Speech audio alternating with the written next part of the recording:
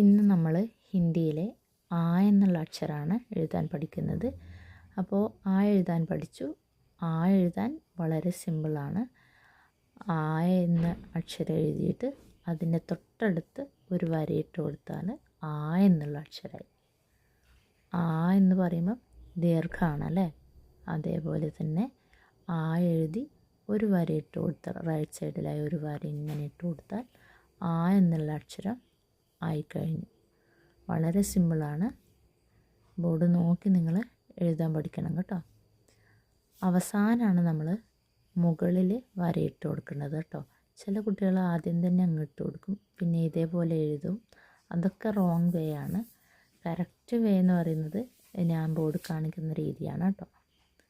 First നമ്മൾ 3 പോലെ എഴുതി റൈറ്റിലോട്ട് പോയി, മുകളിലോട്ട് പോയി, താഴോട്ട് വന്ന്. ഇതും തെറ്റാണ് കേട്ടോ, ഈ ഒരു രീതിയും തെറ്റാണ്. ഇതാണ് കറക്റ്റ് രീതി എന്ന് പറയുന്നത്. ദീർഘത്തിൻ്റെ ചിഹ്നിടുക, മുകളിൽ വരയിടുക. മുകളിൽ വര ലാസ്റ്റാണ് ഇടേണ്ടത്.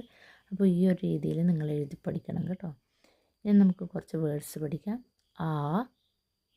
ആസെ, ആം. ആം എന്ന് പറഞ്ഞാൽ മാംഗോ ആണ്. ആസെ, ആഗ്.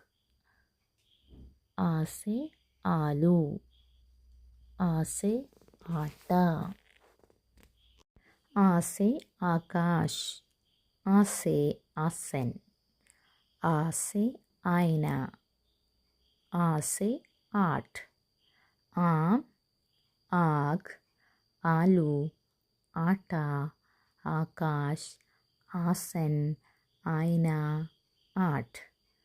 അപ്പോൾ എല്ലാവരും പഠിച്ചു വെക്കുക കേട്ടോ.